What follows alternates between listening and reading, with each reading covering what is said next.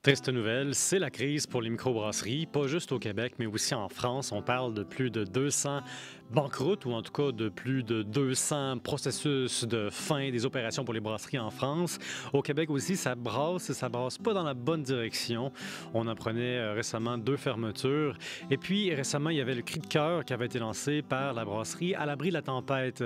Pour parler de tout ça plus en profondeur, j'en parle avec l'une des principales intéressées, Anne-Marie Lachance, qui se trouve être l'une des cofondatrices de la microbrasserie À l'abri de la tempête. Vous écoutez Le temps d'une bière, un balado original québécois qui touche l'industrie de la bière, l'alcool en général et aussi la drogue. On regarde ça à travers un regard original qui touche à la culture, l'histoire, l'économie et la société en général. C'est le temps d'une bière avec PO.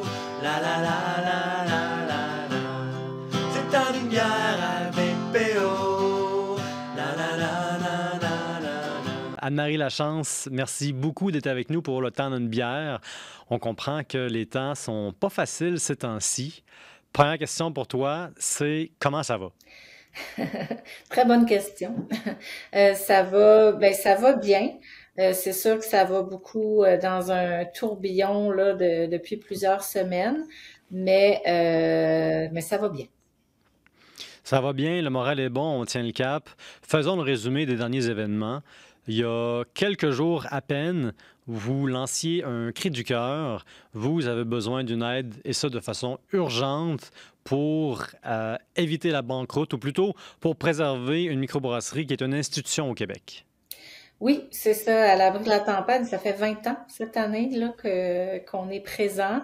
Puis pour une région comme les Îles-de-la-Madeleine, c'est quand même un pôle économique majeur, un employeur majeur aussi. On fait partie des produits d'appel importants pour le tourisme aussi. Donc, une institution comme ça, c'est important de la préserver pour notre milieu. Pour vous, à quel moment est-ce que ça a commencé à un peu chavirer? Ben, nous, en fait, c'est assez simple, là. Ça a commencé vraiment avec la pandémie.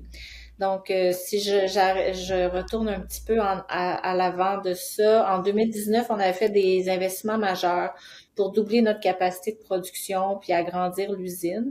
Donc, pendant les 15 premières années, on a géré toujours de la croissance et on était vraiment toujours en rupture de stock, incapable de répondre au marché. Donc, on était vraiment rendu à ce stade d'entreprise-là. Et est arrivée la pandémie, donc plutôt que de gérer de la croissance, il a fallu gérer une décroissance, mais avec un fardeau de dette beaucoup plus important. Donc ça, c'est le premier élément là qui a fait, pour reprendre ton jeu de mots, une tempête parfaite. Et suivi de ça, après la hausse des coûts de production, donc que ce soit lié aux matières premières, au transport, à la main-d'œuvre. Donc, il y a eu des hausses au-dessus de 20%. Ensuite de ça, avec la crise économique qu'on vit, ben les gens ont un pouvoir d'achat beaucoup moins grand qu'avant. Donc ça, c'est un élément majeur aussi. Et dernièrement, cet été, en une sortie mouvementée de chez Transbrou, il a fallu se relocaliser en plein mois de juillet. On sait que le mois de juillet pour la vente de bière, c'est quand même des mois importants.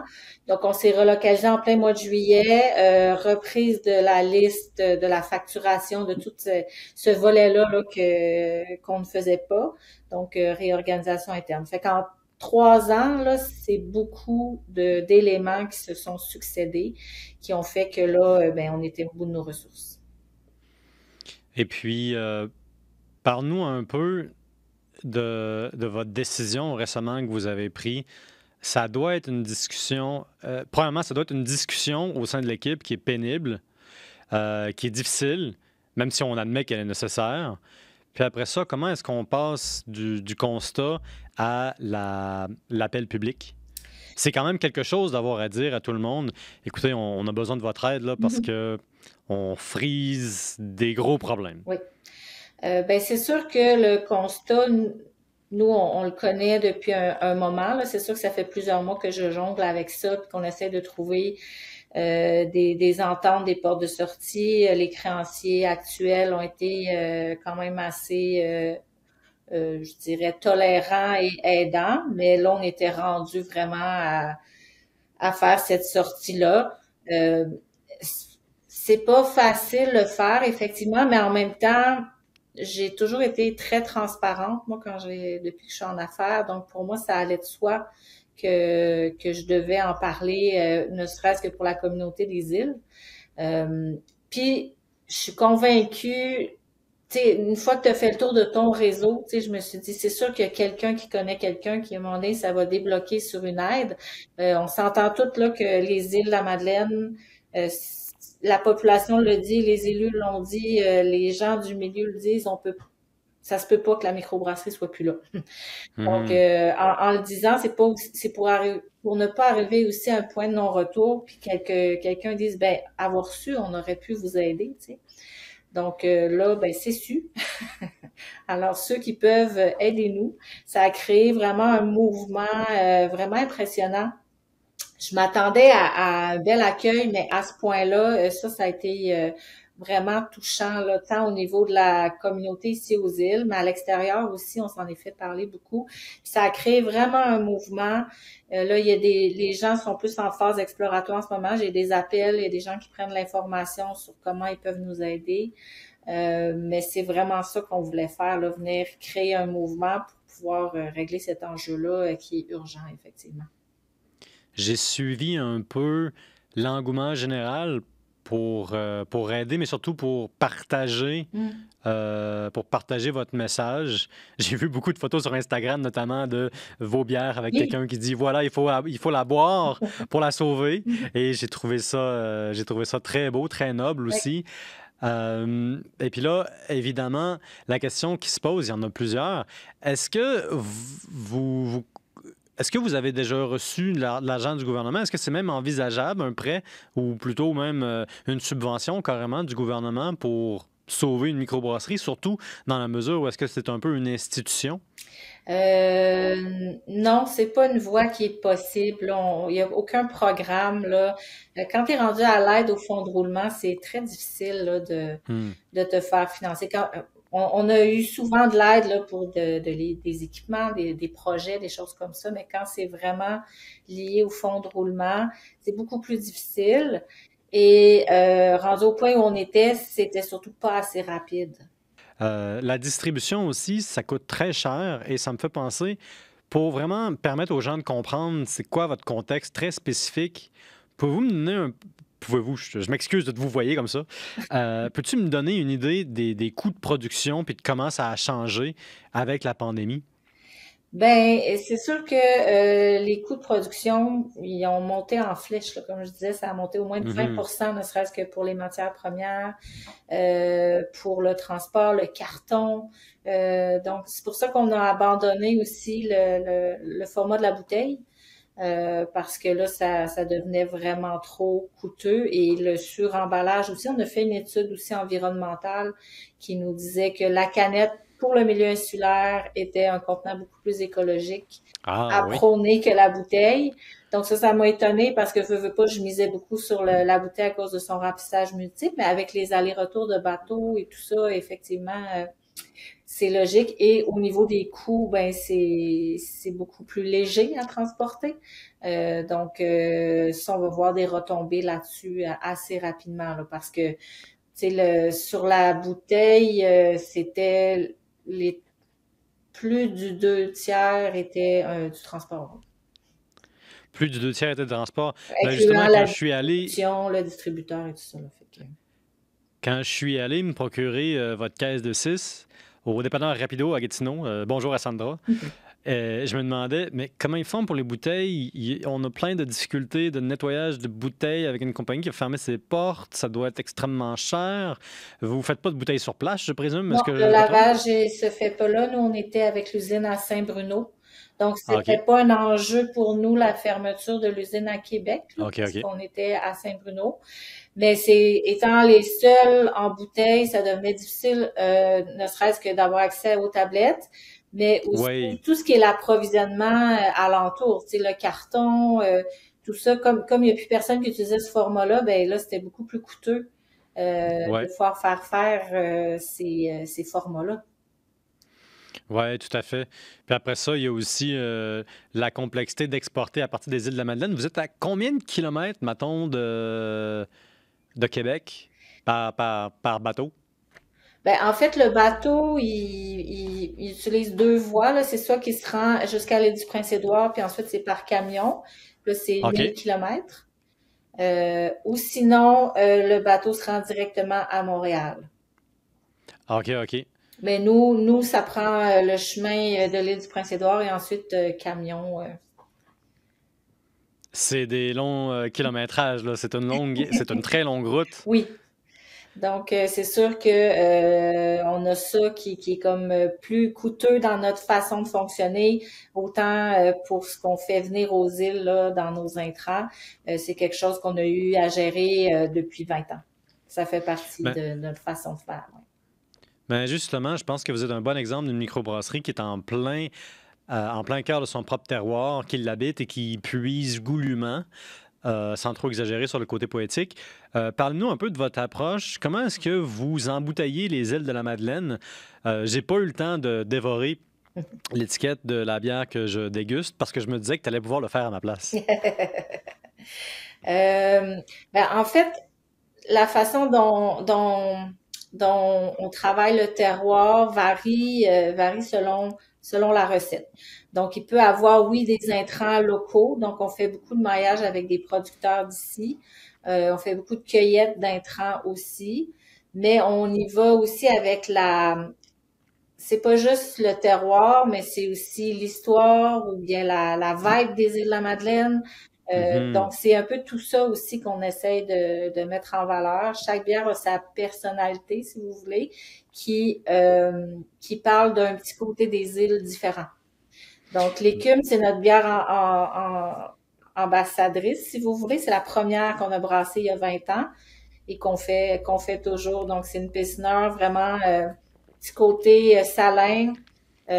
Donc oui, on met sur le grain, mais c'est une bière très équilibrée, mais avec le petit côté rustique et salin. Donc les îles, c'est ça aussi, c'est un paysage qui est magnifique, mais qui demeure assez rustique aussi, là.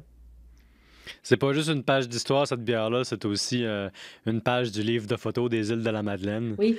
Et puis moi, ben, je suis un fan du côté pils rustique. Tu sais, une pils classique, Oui. conventionnelle, avec un léger petit twist. C'est déjà assez difficile de brasser une bonne pilsner. Brasser une bonne pilsner avec le petit twist qui est juste un petit peu différent pour te sortir de ta catégorie de base, mais sans trop pour gâcher le tout parce qu'on sait que c'est une bière nue et que c'est facile à gâcher. Mhm, mhm. Tout à fait, c'est dans les plus difficiles à brasser, justement. Et là, vous êtes aux îles de la Madeleine. Tu me parlais un peu plus tôt de l'accueil chaleureux qui vous a fait un grand plaisir, un grand bien aussi. Je pense que sitôt que vous avez fait l'annonce sur les réseaux sociaux, le bar était plein là, aux îles de la Madeleine. Est-ce que je me trompe? Ben, c'est sûr que oui, depuis ce temps-là, il y a vraiment un engouement. Les 5 à 7 vont toujours bien, mais là, on voyait qu'il y avait une affluence beaucoup plus importante là, dès le vendredi passé.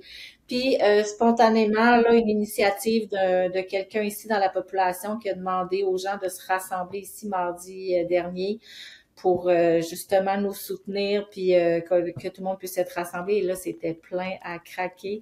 Donc, c'était vraiment touchant que les gens se soient déplacés pour ça. Et même encore ce soir, là, c'est un mouvement qui continue. Là. C'est ça aussi qui est intéressant. Puis même les gens de l'extérieur, ben, comme tu le disais, ils ont envoyé des photos, ils partagent nos publications, puis ils disent, ben oui, moi, je suis allée en acheter. Donc, on sent vraiment, en tout cas, ça donne une méchante dose d'énergie pour continuer d'avancer, là. Mm. Influenceurs et influenceuses et créateurs de contenu d'Instagram et de TikTok, unissez-vous. C'est le temps d'y aller pour une bonne cause puis d'envoyer des photos à l'abri de la tempête puis de vous en train de boire une de leurs bières un peu partout sur les réseaux sociaux. Go! Avengers Assemble! Mais parlons un petit peu des îles de la Madeleine. Euh, Là-bas, on s'entend que, ben, je veux dire, par chez vous, le tourisme, c'est important. Il y a quoi comme proportion à peu près de vos usagers, de vos clients qui sont issus du tourisme? Euh, Ben, il y en a quand même beaucoup, dans le sens que nous, notre haute saison, c'est comme de mai à octobre. Et le total du volume écoulé sur les îles, c'est 65% du volume produit qui s'écoule sur les îles. Et c'est OK. 35% qu'on envoie sur le continent. Donc, c'est quand même assez majeur. Oui, les gens des îles l'ont adopté et la consomment à l'année, mais ça demeure que c'est 11 000 personnes là, qui sont sur les îles. Donc, l'apport touristique qui est vraiment important, là, c'est ce qui donne vraiment Ouais. le gros boom, là, effectivement, oui. Puis comment on a ressenti ça, les effets des, de la pandémie aux îles de la Madeleine? C'était assez spécial. C'est sûr que j'ai pas d'autres référents de d'autres pandémies, là. C'est notre première, Moi non plus, mais on est nouveau là-dedans, là. On est dans le même bateau. probablement pas la dernière, mais on espère en tout cas.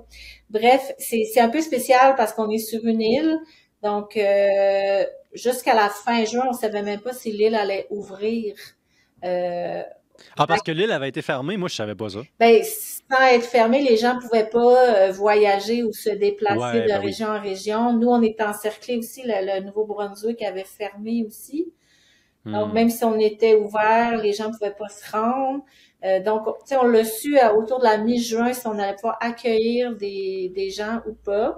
Fait que ça, c'est vraiment spécial de ça. Puis en plus, au niveau de la production, ben nous, évidemment, on avait arrêté de produire quand on a su la Mhm. pandémie, puis on dit, bon, ben si l'été, on n'a pas de visiteurs.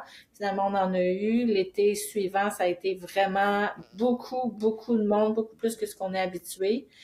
Puis là, ben, on revient à une certaine stabilité.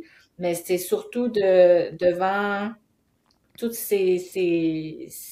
fallait réagir vraiment en temps réel, là, parce que c'était difficile de prévoir. Fait Ouais. que c'était surtout de se sentir isolé aussi, là, parce que, comme tu Hmm. disais, il fallait traverser deux provinces où on était presque comme des parias, là, quand tu travaillais. Fallait pas que tu arrêtes ni mettre de l'essence, ni au dépanneur, Oui, oui, ni. oui. C'était Exister fou, là. en Fallait dehors de presque chez soi aller pendant une certaine période, incognito, là. c'était. Ouais, c'était comme un défi posé à l'univers d'exister en dehors de chez soi, avec ou sans masque, C'était pendant à peu près un irréel, an. ouais. Mm. Très surréaliste. On se sentait un peu comme dans un film de science-fiction, de dystopie à mauvais budget. Tout à fait. Mais vous avez quand même traversé cette période-là. Et puis là, on arrive à un moment critique. Et il semble que ce ne soit pas juste vous. Quand je parle aux brasseurs, les gens me disent en privé des choses différentes de ce qu'ils me disent en public. C'est-à-dire, et ça, c'est en toute candeur, vraiment, ça va plutôt mal. La hausse des prix des ingrédients est assez importante. Parfois, ça monte jusqu'à 40 le prix du houblon. La main-d'œuvre est plus rare, mais elle est aussi plus chère. Mhm. Il y a aussi un certain abandon des amateurs de la microbrasserie.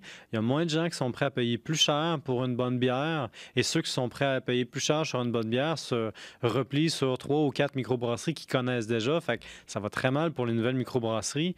Moi, je me pose la question, peut-on dire que les microbrasseries sont dans une crise? Oui, tout à fait. Oui, tout à fait. C'est une crise. Maintenant, c'est sûr que c'est une crise qui a été accélérée. Je pense on pouvait la voir Mhm. venir quand même là, avec l'explosion là, de l'offre. Euh, Sauf qu'elle a été justement accélérée là, par tous ces facteurs-là. Mais oui, définitivement. Puis la façon dont on faisait des affaires en 2019 n'est plus. Faut aussi arrêter de penser que ça va revenir. On est ailleurs. C'est vraiment. Tu veux dire, faut pas pêcher par optimisme.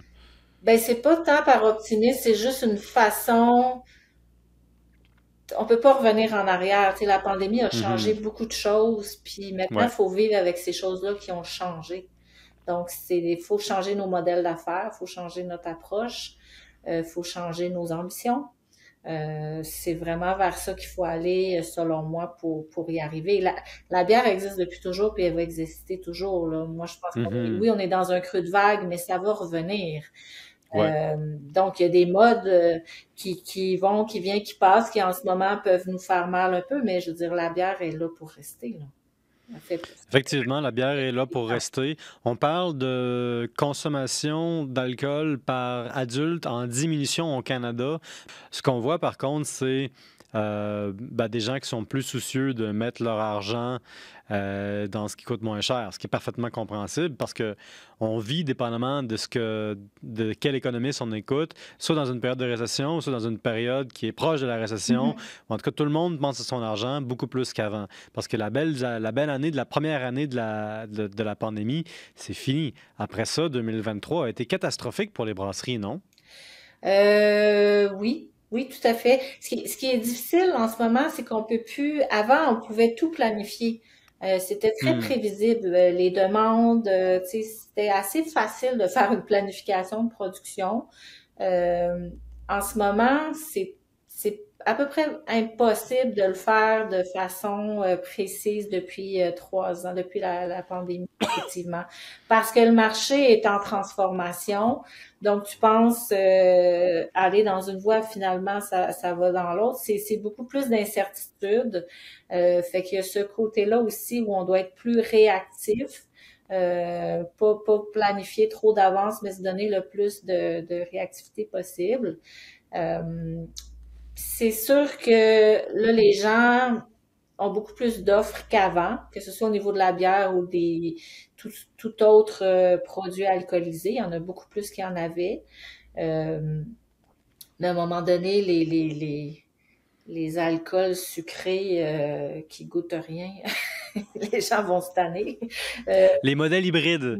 Pour ben, le dire poliment, on dit les modèles hybrides. c'est ça. Je cherchais mes mots, là, mais bon. Mais c'est ça, je crois fermement que la bière, le marché est en évolution. Euh, les bières de microbrasserie vont rester. C'est juste que là, quel créneau on va prendre dans l'avenir, c'est une période d'incertitude. Puis évidemment, malheureusement, c'est pas tout le monde qui va être capable de vivre cette période d'incertitude-là, là. Nous, tout ce qu'on espère, on croise les doigts puis on espère pouvoir traverser cette crise-là pour demeurer notre 20 ans. C'est quoi un compromis réaliste pour vous dans vos circonstances? J'ai vu le message, j'ai vu beaucoup de commentaires, j'ai vu ton entretien avec Léo de Baron Mag aujourd'hui et je me demande, sachant que vous allez devoir faire des sacrifices, ne serait-ce que pour suivre le marché, sachant qu'il n'y a pas de monde idéal, qu'est-ce que vous êtes prêt à accepter comme solution? Ben, nous, la façon dont on retravaille le modèle d'affaires, c'est un peu revenir à notre ADN première, là. Donc, comme Hmm. produit un petit peu plus niché, baisser le volume de production plutôt que de l'augmenter. Euh, Notre marché local a toujours été le plus fort, donc celui-là, on continue à en prendre soin comme on le faisait, mais on va aborder le continent d'une autre façon. Au lieu de vouloir être le plus d'endroits possible, on va choisir des endroits ciblés dans un étalement géographique un peu plus réfléchi, puis aller recréer une proximité avec ces gens-là, ce qu'on n'a jamais nécessairement fait parce qu'avant, on fournissait pas. Donc, je fournissais mon marché local, puis j'envoyais ce qui restait à l'extérieur. Ouais, ouais, ouais. J'avais pas à faire de mise en marché mais là, on a une approche qui est différente, et créer des liens beaucoup plus forts aussi, autant avec les détaillants qu'avec les clients de l'extérieur, là. C'est ça, c'est se rapprocher de son client. Il faut revenir aux sources. Retour aux sources, c'est aussi ce que j'entends dans mes conversations avec les autres brasseries. On me dit l'avenir est local. Et puis ça vient de tout bord, tout côté, ce qui me fait penser que c'est pas n'importe quoi, dans le sens que c'est là où est-ce qu'on a des racines, là où est-ce qu'on a le voisin qui revient de façon récurrente, qui vous a choisi comme point de ralliement, comme dans le temps, il y avait la caverne ou le saloon, où est-ce que les gens, c'était sur leur chemin, puis c'était là qu'ils faisaient un paquet d'activités sociales. vous êtes dans la situation particulière que vous êtes littéralement une institution, mais je pense que vous êtes la seule microbrasserie aux Îles-de-la-Madeleine. Est-ce que je me trompe? Oui, on est la seule. Effectivement, c'est ça. Puis, fait que nous, on vit un peu deux réalités, mais cette Mhm. réalité-là où il y a un fort accueil là, de gens de l'extérieur. Puis ces gens-là, ben, ils veulent répéter l'expérience une fois sur le continent. Ils veulent se remémorer les îles. Ils veulent, veut pas, c'est un coup de cœur quand les gens viennent ici. Euh, donc, tu sais, oui, nos bières sont excellentes. Mais il y a aussi le souvenir qui est rattaché, la vibe que tu as vécue. Ben, les gens en ville ils nous écrivent souvent là, ah, j'étais vraiment contente de redécouvrir l'écume parce que je me souviens cet été, etc. Donc c'est ça aussi. Donc c'est un peu ce qu'on va chercher aussi à l'extérieur. L'écume, une brise de nostalgie, un verre de voyagement, un séjour dans la mer. Bon, bref, un peu de poésie. Mais revenons-en aux suites de votre annonce récemment. Il doit y avoir des gens qui vous ont approché pour commencer à débuter de faire des offres. Oui, il y a eu beaucoup d'exploration cette semaine, beaucoup de questions. Là, je commence à avoir des rencontres plus sérieuses depuis hier. Mhm. Donc, j'ai vraiment espoir qu'on puisse arriver à des ententes là, dans le courant du mois de mars. Là. Mais là, on est au début de discussion là, un petit peu plus. Trop tôt pour le dire, là, ça n'a pas assez fermenté. Non, c'est ça. Il faut que ça fermente Faut encore que- un peu. Mais c'est sûr qu'on va faire une mise à jour là, sur nos réseaux sociaux quand on va avoir sécurisé la période estivale. Une question que je pense que bien des gens se demanderaient, c'est considérez-vous l'option d'être acheté? C'est pas, tu sais, notre besoin est en deux temps. Le premier besoin, comme je dis, c'est de sécuriser la période estivale pour que moi, Mhm. ça m'achète un laps de temps après pour travailler la structure financière qui va être vraiment plus solide là, pour l'avenir de la microbrasserie.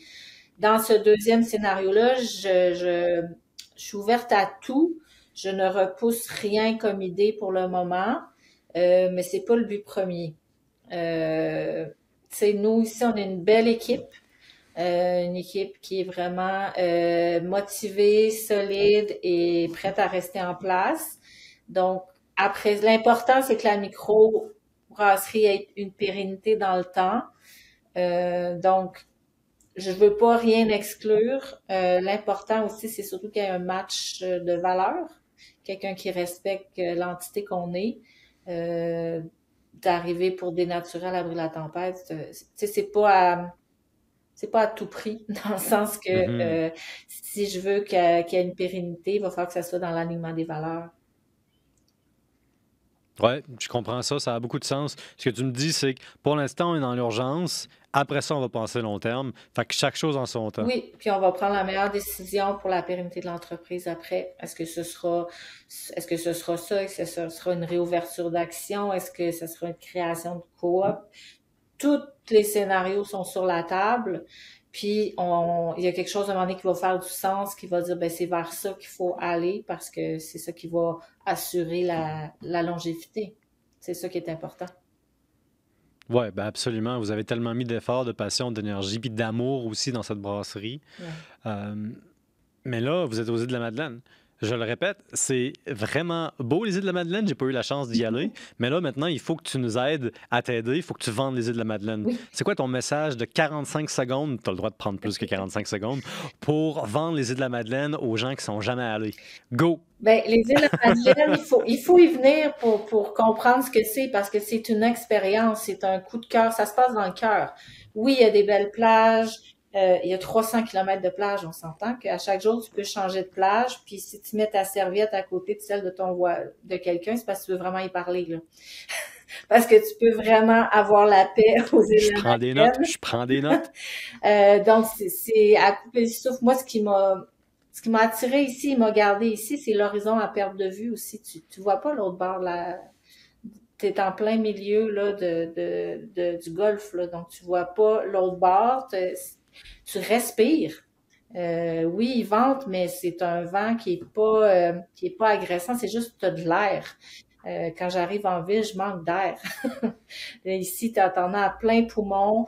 Euh, la vie est quand même douce, tu sais. Quand tu as fini de travailler, oui, chacun dans son travail vit son stress, mais c'est toi qui es stressé. C'est pas alentour de toi. Donc, dès que tu sors, tu vas te mettre les pieds dans le sable, toute la pression redescend. Fait que c'est comme si vous venez aux îles, faut prendre le temps de vivre les îles.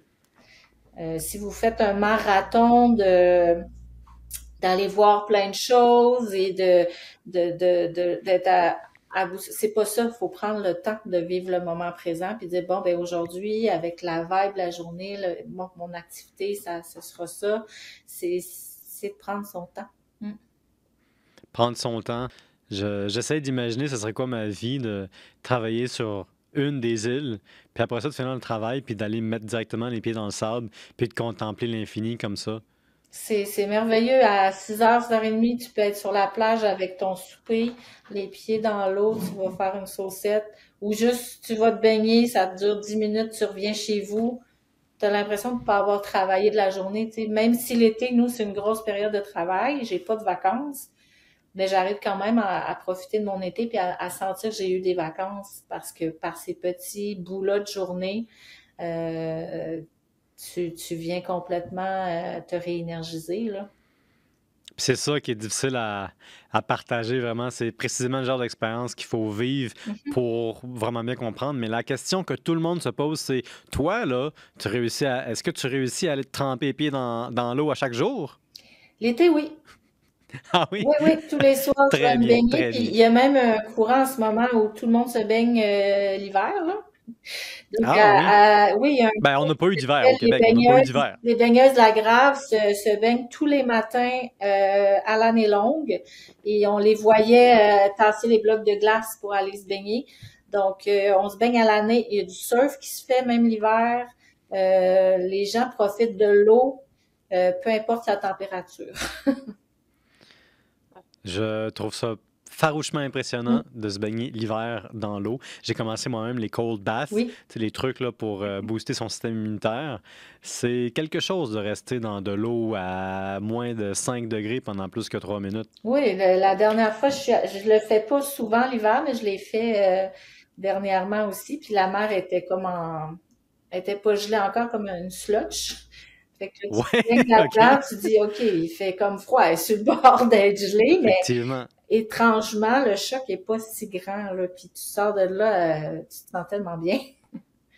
Oui, c'est extrêmement apaisant. Ça met le système immunitaire en mode Mhm. survie, puis ça élimine pas mal de stress, apparemment, parce que le corps se concentre sur l'immédiat. Oui. Puis comme par hasard, après ça, tu sens un peu d'euphorie, parce que ton corps est obligé d'utiliser ses ressources d'urgence pour se réchauffer. Puis ça marche, mais évidemment, ça veut pas dire que les gens doivent essayer d'aller nager pendant 1 heure. C'est pas comme ça que ça fonctionne. Non, non, c'est des petits bains rapides. Dernière question pour toi. Je sais que pour vous aider, acheter vos bières, c'est sûr que ça va aider. Qu'est-ce que les gens peuvent faire d'autre pour vous aider à faire face à cette situation? Tu vois, là, j'ai pas fait de jeu de mots. Je me suis Bravo. retenu. Ben, en fait, la façon la plus directe de nous aider, outre que d'aller acheter les produits, ça c'est sûr que c'est la façon privilégiée, mais de partager notre situation, notre message à vos contacts, de partager les publications aussi, de rendre l'image de marque là, vivante.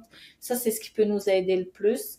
Puis comme je disais, ben la façon dont on va se sortir et consolider notre modèle, c'est justement par contact élargi. C'est vraiment pour ça qu'on a fait cet appel-là aussi, là. Et moi, je lance un concours avec un prix encore indéterminé. Celui ou celle ou ceux ou ceuses qui nous envoie la meilleure photo de eux en train de prendre une de vos bières va se mériter un prix qui reste encore déterminé. Donc, le concours est lancé. Pour vous aider, on va afficher les bières qui nous sont envoyées sur la page Facebook du Dans une bière.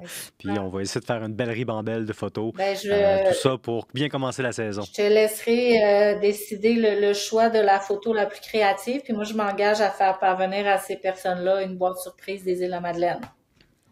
Ah bon, ben le concours est lancé. Boîte surprise des Îles-de-la-Madeleine pour la personne qui aura gagné mon concours de eux en train de boire une de vos bières. Donc, vous avez compris, ratez pas cette occasion unique de faire une belle action pour soutenir un monde brassicole de plus en plus en difficulté, mais surtout une institution joyeuse, même perle des îles de la Madeleine, qui, comme vous aurez compris, vaut nécessairement le détour.